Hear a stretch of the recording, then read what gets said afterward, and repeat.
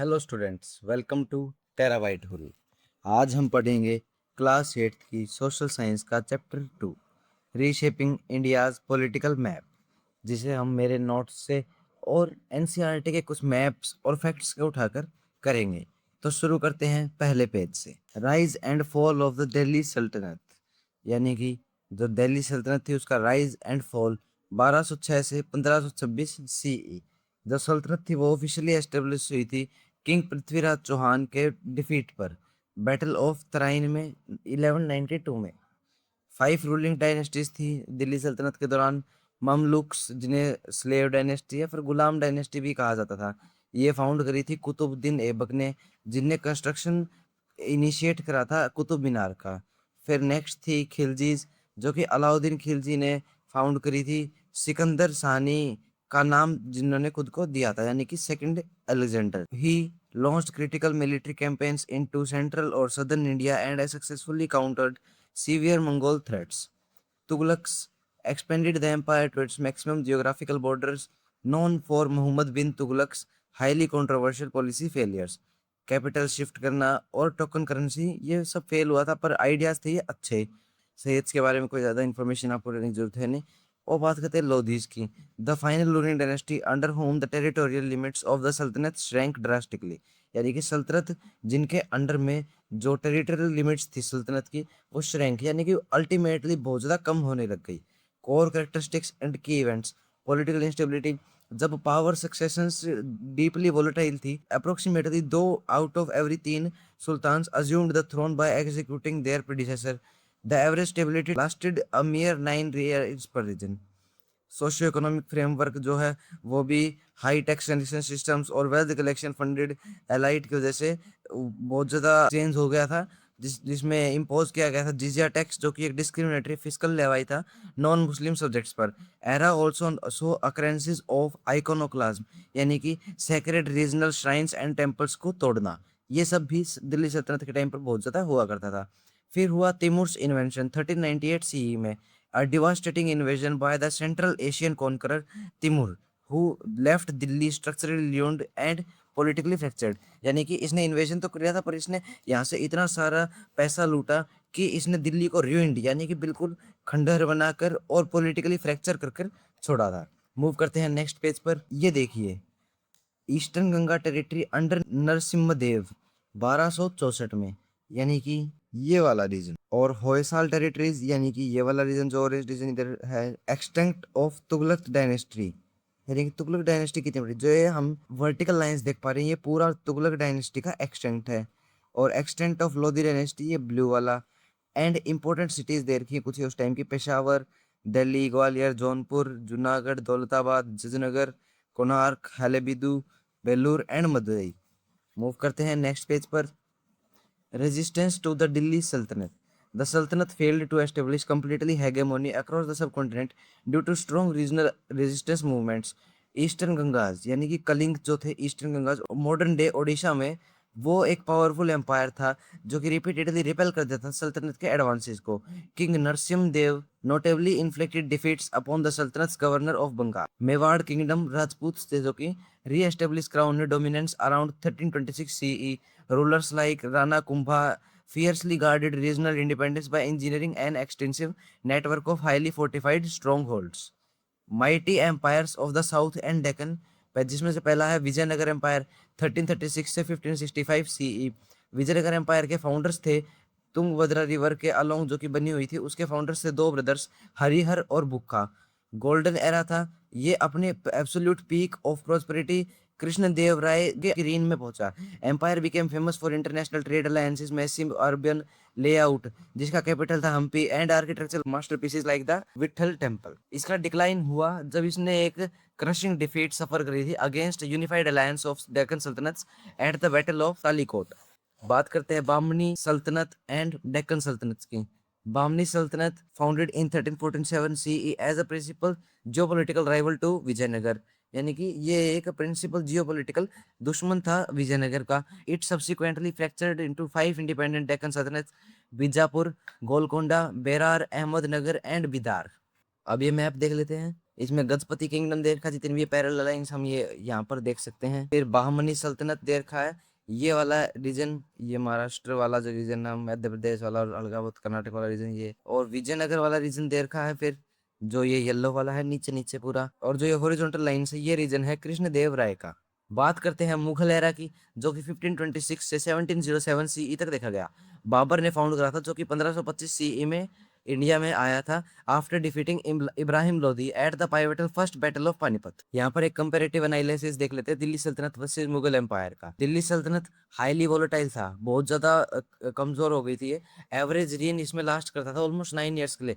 इसमें violent successions होते थे, यानी कि बहुत ज्यादा, जैसे राजा को मार दिया, फिर राजा का भाई था, बेटा था, जिसने ही मारा है वो कुर्सी हथियार लेगा।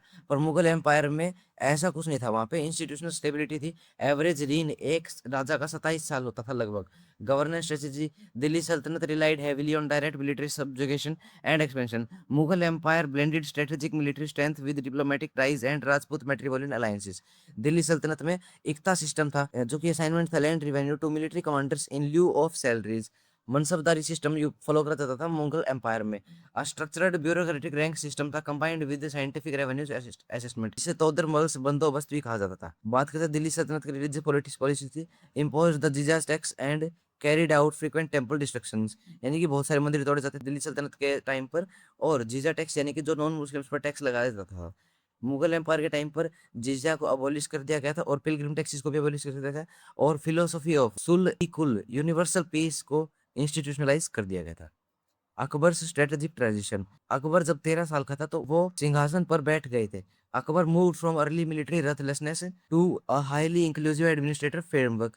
ही set up the house of translation to convert ancient Sanskrit into Persian and stopped forces convergence and realized that imperial longevity required structural domestic cooperation. अब नेक्स्ट बात करते हैं रिवर्सल और डिक्लाइन अंडर औरंगजेब, यानी कि जो मुगल एम्पायर का रिवर्सल हुआ था, यानी कि वो जब धीरे धीरे डिक्लाइन होने लगे थे, कमजोर होने लगे थे, वो सब कुछ हुआ था औरंगजेब के अंडर में। औरंगजेब ने डिसमेंटल कर दिया था अकबर की प्लूरलिस्टिक पॉलिसीज को, जो कि अकबर की जो लॉजिकल पॉलिसीज थी, जो कि अच्छी पॉलिसी थी, उन्हें औरंगजेब ने खत्म कर दिया था, बंद कर दिया था। उसमें रीइंस्टॉल कर दिया था जीजा टैक्स को, डायरेक्ट कर दिया था demolition of important historical temples, यानी कि औरंगजेब ने बनारस और मथुरा के टेम्पल्स को तोड़ा था। And drained the imperial execution in endless military campaigns in the Deccan. This caused multi front internal rebellions that destabilised the empire. बात करते हैं powerful regional resisters to the Mughals. First है जिसमें से अहोम किंगडम, जो कि असम से है, सक्सेसफुली प्रिजर्व करा था sovereign independence against aggressive Mughal expansion for decades. Military innovation क्या था कि ये ऑपरेट करते थे पैक सिस्टम को, एक यूनिक मैंडेटरी लेबर या फिर मिलिट्री रोटेशन था, जहाँ पर हर मेल सिटीजन को सर्व करना पड़ता था आर्म्ड फोर्सेस में। फिर है था बैटल ऑफ सरायघाट, जो कि अहोम किंगडम से ही रिलेटेड है। The legendary Ahom general Lachit Borphukan decisively defeated a vastly superior Mughal naval and land force 1671 CE में।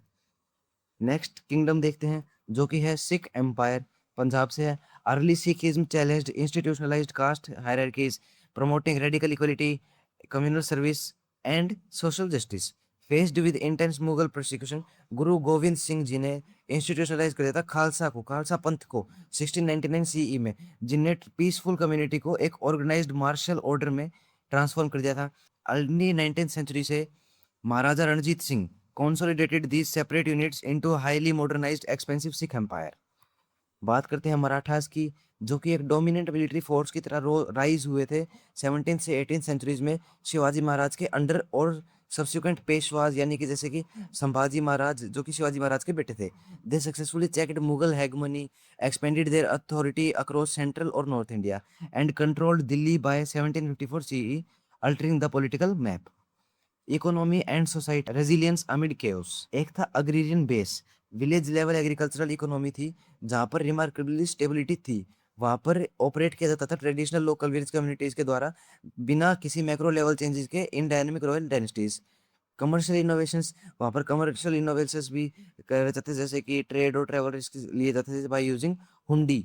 हुंडी एक इंडिजिनस क्रेडिट नोट और फाइनेंशियल बैंकिंग इंस्ट्रूमेंट था, जो कि अनेबल करता था long distance commerce without physical transport of bullion. Cultural synthesis, the era fostered unique cross cultural synthesis yielding distinct architectural developments, जैसे कि Humayun tomb, red fort, school of miniature painting, calligraphy and composite, classic music. अब high yield CBSE exam question है, यहाँ पर बात कर लेते हैं।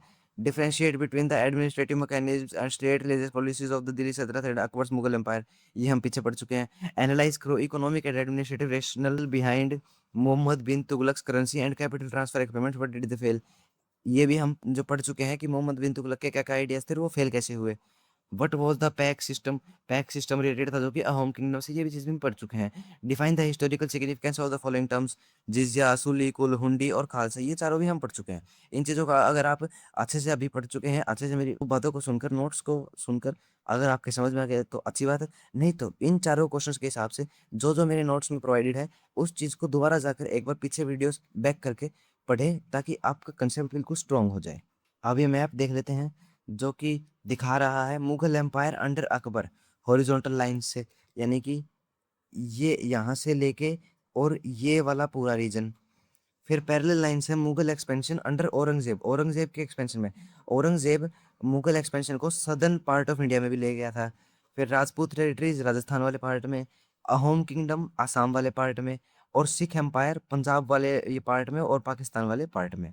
इंपॉर्टेंट सिटीज देर की कुछ, जैसे कि मुल्तान, लाहौर, दिल्ली, जयपुर, आगरा, मेवाड़, पटना, गुवाहाटी, ढाका, सूरत, कटक, गोलकोंडा, मछलीपट्टनम, बीजापुर, जिसे बीजापुर नाम से जाना जाता है, पुणे, मुंबई, कांचीपुरम। इस पॉइंट पर इस चैप्टर से एग्जाम पॉइंट ऑफ व्यू से टॉपिक्स करने थे, अपना कंसेप्ट बनाना था, वो हम टोटली कर चुके हैं। इसके अलावा सिर्फ आपको क्या जरूरत है कि आप जो मैंने ये high yield CBSE exam question बनाए हैं, इन्हें रिवाइज कीजिए, अच्छे से पढ़िए, और अगर एक्स्ट्रा कुछ नॉलेज इनके बारे में उठा सकते हैं आप, एनसीईआरटी की बुक की रीडिंग से, क्योंकि रीडिंग बहुत इंपॉर्टेंट चीज़ होती है, तो वो भी कीजिए। बाकी आज की वीडियो में इतना ही। Thank you for watching, have a nice day.